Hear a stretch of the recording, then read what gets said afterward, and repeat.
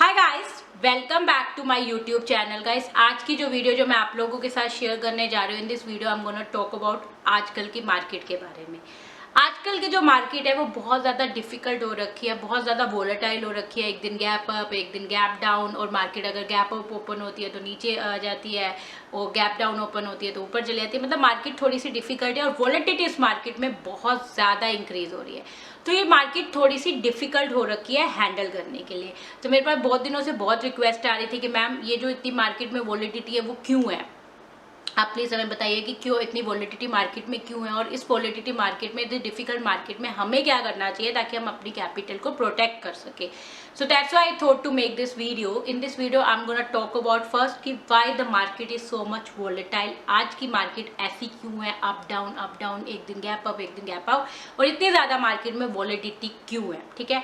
और after talking about the reason I will talk about कि इस मार्केट में हमें क्या करना चाहिए ताकि हम अपनी कैपिटल को प्रोटेक्ट कर सके और इस मार्केट में सेफ रह सके। तो इस वीडियो को एंड तक जरूर देखिएगा, अगर क्योंकि आजकल की मार्केट अगर आपको भी डिफिकल्ट लग रही है तो ये वीडियो आपके लिए बहुत सारी हेल्पफुल होने वाली है, क्योंकि इस वीडियो में आपको ये समझ आएगा कि मार्केट इतनी वोलेटाइल क्यों, और ऐसी मार्केट में आपको क्या करना चाहिए ताकि आप अपने आप को इस मार्केट से प्रोटेक्ट कर सकें, ठीक है। So let's talk about the reason. There are 3 reason जिसकी वजह से मार्केट इतनी ज़्यादा वोलेटाइल है। मार्केट एक रेंज बाउंड है, मार्केट कंसोलिडेट कर रही है, मार्केट कोई डायरेक्शन नहीं डिफाइन कर पा रही है। There are 3 reason behind it. हम हर रीजन के बारे में एक एक करके बात करेंगे, ओके। सबसे पहला रीजन है कि मार्केट एक एक्यूमुलेशन फेज में चल रही है। Let's talk about the faces first. Market के 3 फेसेस में होती है, up trend, accumulation, down trend, फिर एक्यूमुलेशन, ठीक है। अब अगर हम लास्ट 2 साल की बात करें, 2020 और 21 की बात करें, तो मार्केट है shown a big bull run. काफ़ी अच्छी खासी मार्केट ने हमें एक रैली दिखाई है पॉजिटिव साइड में, बुल साइड में। कोरोना टाइम में our market reach from 12,000 to 7,500 and then we recover from 7,500 to again we gain the 12,000 level again, and then from 12,000 we have reach to 18,000 plus level in Nifty. So that was a complete bull run and it was a very good rally which market have shown in last 2 years. जब market ऐसी कोई big rally दिखाती है ना, मतलब market एक side काफ़ी अच्छी मूवमेंट देती है, तो मार्केट थोड़ा सा रुकती है, कंसोलिडेट करती है, एक्यूमुलेशन फेज में जाती है, रेस्ट करती है, ताकि it can give us a more big movement. आप अपनी एग्जांपल लीजिए, आप कोई बड़े लॉन्ग ट्रिप पे जा रहे हैं, तो आप ऐसा तो नहीं होगा ना कि आप एकदम से अपने घर से स्टार्ट करेंगे और अपना रोड ट्रिप पे आप सीधा जाके डेस्टिनेशन पे रुकेंगे। आप बीच में रुकेंगे, कभी रेस्ट करेंगे, so that you can gain the energy to start your journey again. So market के लिए भी ठहराव होना बहुत ज़रूरी है एक हेल्दी मार्केट के लिए, क्योंकि मार्केट कभी भी एक डायरेक्शन में स्ट्रेट मूव नहीं करती है। मार्केट एक डायरेक्शन में जब मूव करती है तो एक मूवमेंट के बाद मार्केट थोड़ी देर रुकती है, कंसोलिडेट करती है, एक्यूमुलेशन करती है, then it can give a movement again, and that is very much required from the healthy market. एक healthy market के लिए एक ठहराव, एक consolidation phase बहुत ही ज़्यादा important होता है ताकि वो market properly work कर सके. So that's why saying that कि ये जो phase है market का, एक accumulation phase है, market यहाँ पे एक rest कर रही है, एक ठहराव है market में, और हमें इससे घबराना नहीं है. There are more reason about it. जब मार्केट ने इतना अच्छा बुल रन दिया था लास्ट 2 ईयर में, तो हमारा जो MSCI है, मर्जिंग इंडेक्स है, हमारी जो उसमें वेटेज है, that increase from 8 to 9% to 13%. पहले हमारी MSCI में जो हमारी इंडाइसिस की वेटेज थी, that was 8 to 9%, but that weightage got increase to 13% after this complete bull run. And जो हमारे ग्लोबल मार्केट में मल्टीपल्स है निफ्टी के, that multiples increase from to 22%. that multiple increase to 22%, which is much more than compared to another market. This is good because that happened because market have shown us a good bull side rally. हमारी market ने एक अच्छा खासा bull side हमें दिखाया था, अच्छी खासी रैली दिखाई थी, इसलिए दिस गुड इंक्रीज. बट जब ऐसे इंक्रीज हो जाता है तो इस टाइम पे रीबैलेंसिंग होना बहुत इंपॉर्टेंट होता है, क्योंकि अगर जब जैसे MSCI में हमारी जो वेटेज इंक्रीज हो गई है, हमारी जो मल्टीपल इंक्रीज हो गए, तो अब इसको रीबैलेंस करना बहुत ज़रूरी है एक हेल्दी मार्केट के लिए. अगर ये रीबैलेंस नहीं होंगे तो मार्केट में थोड़े से मिसबैलेंस हो सकते हैं, तो इसलिए रीबैलेंस होना बहुत ज़रूरी है. इसलिए इस रीबैलेंसिंग के लिए market is doing a consolidation, market is accumulation phase, because this is very important for the market. So this is the first reason why market is in consolidation phase, my market is in range bound, because after every bull run market need a time to stay and take consolidation, and you can say take rest, so that it can start the bull run again. So it is a accumulation phase, so market is in a range bound. अब बात करते हैं दूसरा reason की, why the market is in a range bound. I will talk about the second reason. Before I talk about the second reason, let's talk about some figures. अगर आप देखेंगे 2022 में जनवरी फरवरी मार्च अप्रैल 4 महीने में, फर्स्ट 4 महीने में 2022 के the FIIs already sold for 1,62 crore का ऑलरेडी इन 4 महीनों में FIIs अपने इंडियन मार्केट में सेल कर चुके हैं 1,64 crore, which is very much high as compare to 2021, क्योंकि पूरे 2021 में FIIs सोल्ड टू 92,000 करोड़। कि अब के जो 4 महीने में जो जितना उन्होंने 2021 में सेल किया था उससे कई ज़्यादा क्वांटिटी में, कई हाई क्वांटिटी में FIIs ऑलरेडी सोल्ड। ठीक है, जब ऐसे FIIs इतनी हाई क्वांटिटी में सेल करते हैं तो बहुत रेयर चांसेस होते हैं कि मार्केट इतनी कम गिरावट दिखाए, मतलब जितनी हमारी मार्केट ने अभी करेक्शन दिखाई है this is very less as compare to FIIs data, क्योंकि अगर FIIs 1,62 करोड़ का सेल करेंगे तो मार्केट को कम से कम 25 to 30% करेक्शन दिखानी चाहिए थी, जो हमारी इंडियन मार्केट में नहीं दिखाई है। हम उस टाइम को याद करते हैं जब there was some issue between the FIIs and the finance minister, कुछ टाइक्सेस लग गए थे, उस टाइम FIIs ने एक हाई क्वांटिटी में सेल किया था और वी कैन सी दैट कि हमारी मार्केट ने काफ़ी अच्छी खासी उस टाइम हमारी मार्केट ने काफ़ी अच्छी खासी करेक्शन दिखाई थी। बट अब अगर हम बात करें एज कम्पेयर टू 1,62,000 करोड़ की सेलिंग के अगेंस्ट, हमारी मार्केट ने उतनी करेक्शन नहीं दिखाई है जितनी उसको दिखानी चाहिए थी। I tell you the reason behind it कि क्यों हमारी मार्केट ने इतनी ज़्यादा करेक्शन नहीं दिखाई है, हमारी मार्केट क्यों संभली हुई है। There is a reason behind it, क्योंकि FIIs की सेलिंग के against DIIs are buying to protect the market. अगर FIIs ने 1,64,000 करोड़ का पूरे 4 महीने में सेल किया, उसके अगेंस्ट DIIs ने 1,24,000 करोड़ का DIIs ने बाय किया है, which is helping the market to stay, which is helping the market to make the correction very less, क्योंकि FIIs के बाइंग के अगेंस्ट DIIs उसे प्रोटेक्ट कर रहे हैं। जब वो DIIs से प्रोटेक्ट कर रहे हैं तो हमारी करेक्शन उतनी ज़्यादा नहीं है जितनी इस बाइंग के अगेंस्ट हमारी करेक्शन होनी चाहिए थी। और इसका एक और रीज़न है, कोरोना टाइम में बहुत ज़्यादा रिटेल इन्वेस्टर का इंटरेस्ट स्टॉक मार्केट में एक्टिव हुआ था, और अब वो जो रिटेल इन्वेस्टर है they are regular investor of the stock market, they are doing SIP, they are continuously buying, और वो जो उनकी बाइंग है ना that is also protecting the market, क्योंकि वो हमारे मार्केट को एक गिरने से और एक ज़्यादा करेक्शन दिखाने से संभाल रही है, because FIIs are selling, DIIs buying, retail investors are buying. So उन दोनों जो रिटेल इन्वेस्टर और DIIs की बाइंग है हमारी मार्केट को प्रोटेक्ट करके रखी हुई है, मार्केट की करेक्शन को होल्ड करके रखी हुई है। यही रीज़न है FIIs बाय सेल कर रहे हैं, DIIs बाय कर रहे हैं, दोनों की सेलिंग और बाइंग में मार्केट एक रेंज में है, क्योंकि मार्केट एक क्लियर डायरेक्शन नहीं ले पा रही है, because both are in opposite direction. FIIs sell करते हैं, मार्केट नीचे आती है, DIIs बाय करते हैं, मार्केट को प्रोटेक्ट कर लेते हैं। तो इसलिए मार्केट एक रेंज में है, मार्केट कंसोलिडेशन फेज में और एक रेंज बाउंड है, क्योंकि DIIs और FIIs ऑपोजिट है।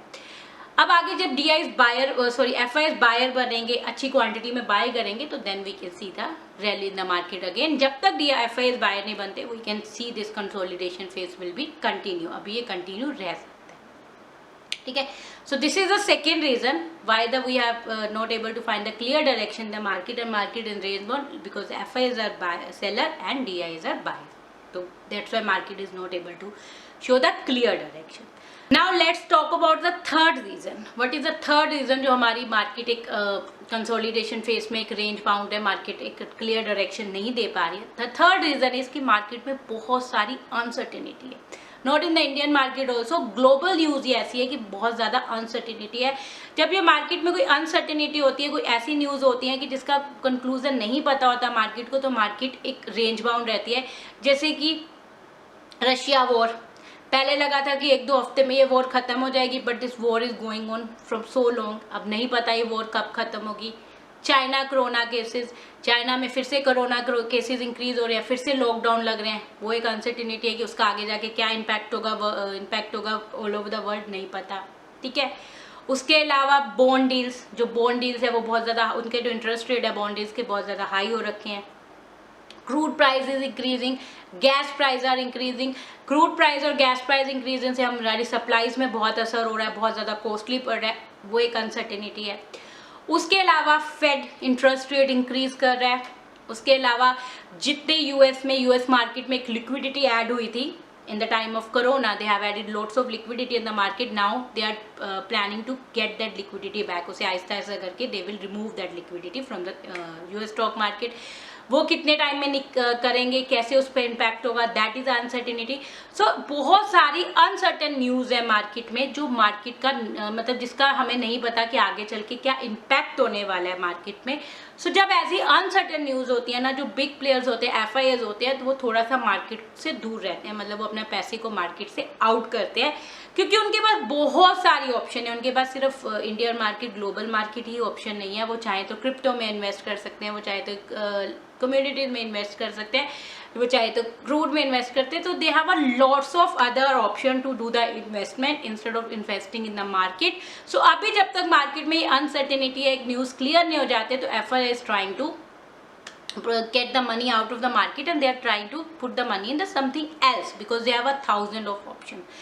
So that's why the market is not able to give us a clear direction. सो ये जो सारी जो प्रॉब्लम्स चल रही है ग्लोबली चल रही है, तो इसलिए हमें ज़्यादा टेंशन लेने की ज़रूरत नहीं है, क्योंकि this is not only in our market, this is a problem of global market, तो this will get settle down soon.